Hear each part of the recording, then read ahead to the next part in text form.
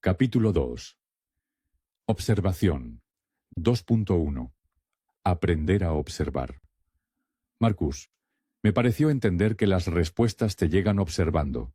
¿O estoy equivocado? Lo primero es comprender que observar no es analizar. Cuando somos pequeños observamos, pero el sistema educativo te lleva a analizar y distinguir entre bueno y malo, lo que te gusta y lo que no, lo grande y lo pequeño. Cuando pasa esto, ya no observas, enjuicias. Deberíamos aprender a observar. Esta sociedad, la educación, todo te lleva a analizar, y tienes una idea en la cabeza de cómo deben ser las cosas o cómo te gustan, entonces comparas. Sin embargo, debes observar todo con la mente en blanco, sin juicios. Hay una frase de Osho en su libro Alegría, dice algo como esto. Cuando le dices a un niño que está observando algo en el cielo, que eso es un pájaro, entonces deja de disfrutar el vuelo del pájaro, y a partir de este momento, se forma una imagen en su cabeza de lo que debe ser un pájaro, y entonces, lo que está viendo ya no es nada más que un objeto que comparar y analizar. Y eso nos pasa ahora a nosotros. Ya no observamos, porque automáticamente formamos una imagen en la cabeza con determinado estándar. Ahí empieza la confusión entre observar y analizar. Por lo tanto, en la observación llega la comprensión y no se requiere ningún esfuerzo. Deja a tu ego fuera de la jugada, no trates de analizar para llegar a nada. Solo juega a observar, pero no te olvides también de dudar de todas tus observaciones. 2.2. Observar, dudar. Marcus, cuéntame, ¿qué quieres decir con que observar es dudar? Tomemos como ejemplo una creencia religiosa. Si crees eso, ya no dudas y por lo tanto no observas. Hay que dudar de todas las creencias, y cuando digo todas, no excluyo ninguna. Ni siquiera tu creencia de comer. Tu hábito de comer lo tienes a salvo de tus dudas. ¿Por qué? Observa si lo necesitas o no. Para encontrar la verdad, duda de todas las escrituras, tradiciones y doctrinas. Duda de todo el contenido de tu mente y finalmente duda de tus sentidos. Buda. Duda de todas tus creencias, pero también observa por qué tienes que creer y quién está creyendo. Es una invitación a observar. El peligro de no dudar es la creencia ciega. La fe es una creencia ciega. Por ejemplo, ¿qué sentido tiene creer si has comprendido que no eres tu cuerpo? En realidad, creer es no saber. Crees cuando no sabes. Tu ser, al contrario, no necesita creer, tu ser sabe. Por lo tanto, toda creencia viene siempre del ego, por eso duda de todo lo que crees. Me acuerdo de un lindo dicho de un autor desconocido. Si el hombre supiese que es eterno, no necesitaría ni sacerdotes ni salvadores. 2.3. Fe, fanatismo, violencia. ¿Tiene sentido entonces creer en Dios? A esa pregunta ahora te puedes contestar tú mismo. Como te comentaba, el que cree es el ego. La definición de fe más utilizada es la que viene en la Biblia, en Hebreos 11.1. La fe es la confianza de que en verdad sucederá lo que esperamos. Es lo que nos da la certeza de lo que no podemos ver. Lo dice claramente, fe es creer ciegamente. La gráfica nos muestra los dos lados de nuestro cerebro, la parte emocional, derecha, y la parte racional, izquierda. Deberíamos estar en completo balance. Sin embargo, dejamos de estar en equilibrio si seguimos, por ejemplo, a una creencia, podría ser cualquier religión, sin ser esta ni objetiva ni razonable. ¿Qué es lo que pasa? Sencillo, caemos en una creencia ciega, que siempre es peligroso, porque nos deja literalmente sin la capacidad de ver. Por un lado, puedes entender ahora, porque algunas cosas que te he dicho no las estás comprendiendo. No estás en un balance cerebral, y por eso tú, y algunos como tú, reaccionan con una sacudida de cabeza. No, qué locura. Seguramente voy a repetir eso mucho, pero es necesario. Recuerda que todo lo que te estoy diciendo es para que puedas dudar y cuestionar tus creencias actuales. Aquel que cree es aquel que no eres. Por el otro lado existe la fe verdadera, que es confianza, no a un gurú, líder espiritual o religión, nada del exterior, sino a lo que tú realmente eres, a tu ser. Otro punto que observo es que cuando crees en Dios, sin dudar, porque dudar de Dios es blasfemia, entonces puedes llegar fácilmente al fanatismo defendiendo tu creencia, y del fanatismo a la violencia hay un paso muy pequeño. Las mayores guerras de la historia se han hecho en nombre de Dios. Lo he venido observando no solo con las religiones, sino en otros temas como el cambio climático. Si tú opinas diferente y defiendes una creencia con la misma fuerza con que la persona de enfrente lo hace, el choque de trenes está garantizado. Porque lo que tengo claro es que todos defendemos nuestras creencias principalmente por miedo.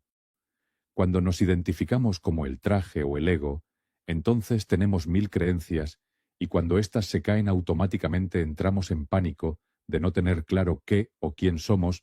Eso se llama disonancia cognitiva. Si buscas qué significa disonancia cognitiva, encontrarás que es la incomodidad que se produce cuando tenemos dos ideas que se contradicen. Por ejemplo, tus creencias versus lo que estás leyendo ahora. O cuando lo que pensamos, nuestras creencias, se contradice con nuestros actos. Y lo podemos ver en nosotros cuando respondemos inmediatamente con un no, sin pensar o reflexionar, cuando alguien nos dice que somos adictos, por ejemplo. Las palabras de Kierkegaard, filósofo danés, nos quiere recordar de nuestro autoengaño. Existen dos maneras de ser engañados. Una es creer lo que no es verdad, la otra es negarse a aceptar lo que sí es verdad. Entonces, ¿qué es la conclusión? Obviamente no creer en nada y dudar de todo. Para mejor comprensión de esta parte, le dejo el comentario que me hizo una vez una amiga que participó en los retiros, y esto la confrontó consigo misma de manera violenta. Recuerdo que me dijiste, no eres eso que ves en el espejo, no eres hija, hijo, no eres hermana, hermano. Tus emociones son un programa, tus pensamientos y sentimientos no son reales, son una mentira. No eres tú quien está pensando. No existe un Dios, no hay salvadores, no hay seres superiores, nada puede salvarte. Nadie puede ayudarte porque no hay un Dios. Tú eres Dios. Por lo tanto, no existe nada que esté por encima de ti. Y al escuchar esto, me arrancaste toda mi identidad en un segundo. Todo lo que yo creía que era, se desvaneció en ese momento. No era nada de lo que yo había creído ser toda mi vida. Entonces, ¿quién era yo? No podía creer en nada, ni siquiera en mi pensamiento. Entonces, en ese estado de shock, lo único que me quedaba era mi respiración. Mi respiración era lo único real en ese momento. Y descubrí que yo era mi respiración. Y al ser yo la respiración, me convertí en todo a la vez. Ya no era alguien, sino que era el todo, y desde ese momento mi vida se partió en dos. Al derrumbarse mis creencias, se derrumba con ellas eso que creía que yo era, lo que llamaría experimentar una muerte del ego. Y como el ego es lo único que hemos sido durante toda nuestra vida, es como estar experimentando la desaparición de tu personaje, y esto te lleva a experimentar una sensación de vacío. Literal, es morir, es dejar que muera en un segundo todo lo que has sido durante toda tu vida. Y eso me asustó, pero también me liberó. Lo que creí al principio que iba a ser el final, solo era el comienzo de un proceso, el proceso de desidentificación, lo que llamo ahora la verdadera espiritualidad. Si no sabes qué hacer, solo respira. La defensa del ego por miedo a desaparecer se puede dar incluso con violencia, y es lo natural en este caso. Perder tu identidad es como caer al vacío. Nadie quiere entrar en pánico y haces lo que tengas que hacer para evitarlo. Por eso, es muy importante lo que te voy a decir. Te recomiendo nunca seguir a ningún gurú, maestro, guía espiritual, religión o Dios, porque la idolatría te lleva al fanatismo, te genera dependencias, y porque el mero hecho de seguir a alguien te priva de la libertad, pierdes tu poder y dejas de reconocer lo que realmente eres. Neutralidad total, no juicios. Entendido, Marcus. Entonces, ¿cómo definimos observación? Con el ejemplo del niño y el pájaro, podemos ver que el niño se hace automáticamente una imagen en la cabeza del pájaro ideal. A partir de ahí, pierde la neutralidad y deja de observar. Si me autoobservo sin juicio después de estar rabioso, mantengo la neutralidad, pero cuando analizo si actué bien o mal, entonces me estoy enjuiciando, y aún peor, normalmente me autocastigo. Es lo peor, porque intento cumplir un ideal. ¿Y quién dicta qué es lo ideal? El ego. Por lo tanto, me estoy equivocando en todo. Comprender que la observación no conlleva juicios de ningún tipo, ni análisis, ni valoraciones. Te permite observar desde la neutralidad. Y sólo así llegarás a la comprensión. Si comprensión todavía es parte del ego, observa también al observador, que es el personaje, pero sin tomar ninguna posición de lo que estás observando. Evito decir consciencia. En lugar de eso, hablamos mejor de llegar a una comprensión y en adelante utilizaré el verbo comprender, porque una ilusión, que es el personaje, el ego, no puede llegar a lo que ya es parte de la fuente. Solamente se tropieza con otra ilusión, que él define como consciencia. Aquí quiero también aclarar la palabra consciencia, o estar consciente. El verbo significa lo que estamos sintiendo, o mejor dicho, lo que estamos interpretando que sentimos que somos. El sustantivo nos dice con conocimiento, pero en ambos casos, para sentir o tener conocimiento, nos referimos a la persona, al ego. Cuando hablamos de consciencia, realmente se está manifestando una idea de algo que se tiene que lograr, o un lugar al que se debe llegar, como el concepto de iluminación.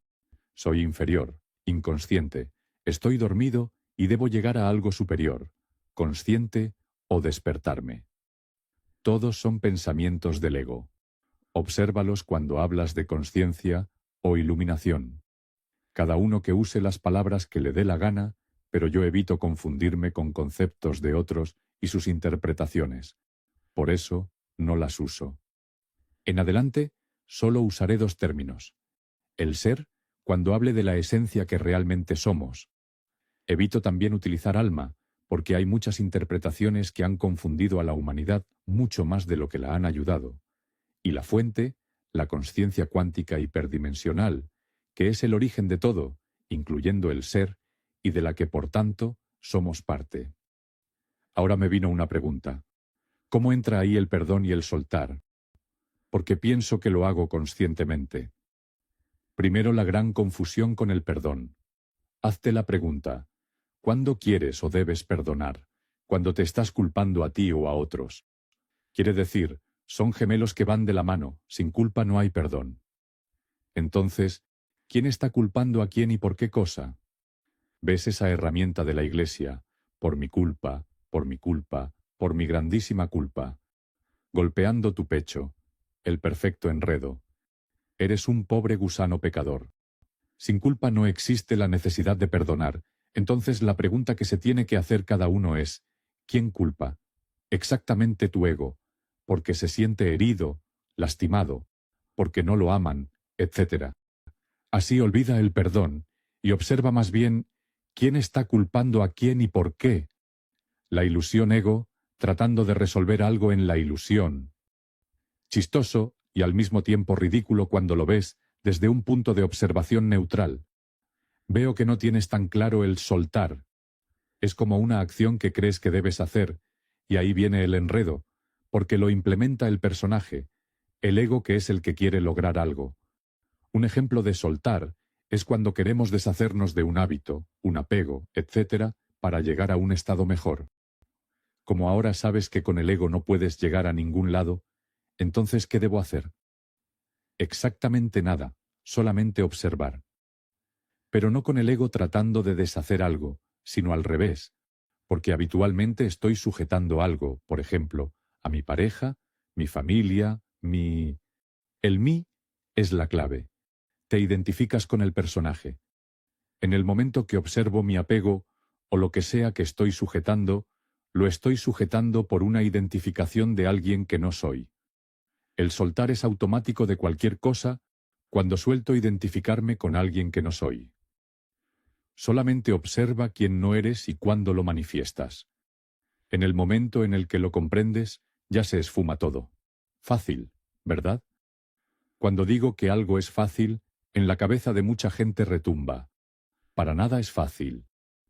Observa quién tiene esa opinión y quién está diciendo eso que no estás pudiendo entender. Es claro, el personaje, el ego, eso que no eres.